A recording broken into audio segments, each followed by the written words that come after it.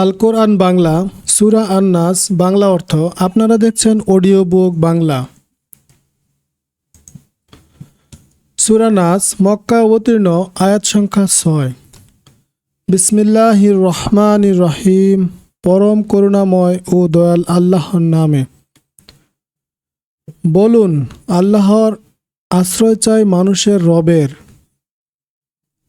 মানুষের মালিকের, মানুষের ইলাহের, তার অনিষ্ট হতে যে কুমন্ত্রণা প্রদান করে আর যে মানুষের মনে কুমন্ত্রণা প্রদান করে, জিন হোক আর মানুষ হোক।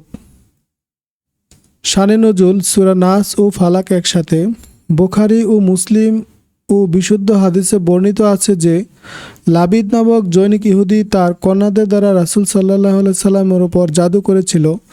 ফলে তিনি প্রায় 1 বছর পর্যন্ত কিছুটা কষ্ট অনুভব করেন, কিন্তু 3 দিন ভীষণ অসুস্থ হয়ে পড়লেন।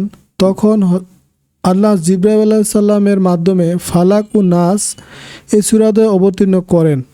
জাদুকারিণী রাসূল সাল্লাল্লাহু আলাইহি সাল্লামের আঁচড়ানো চুল ও চিরুনির দাঁতের উপর জাদুমন্ত্র পড়ে 11টি গিট দিয়েছিল।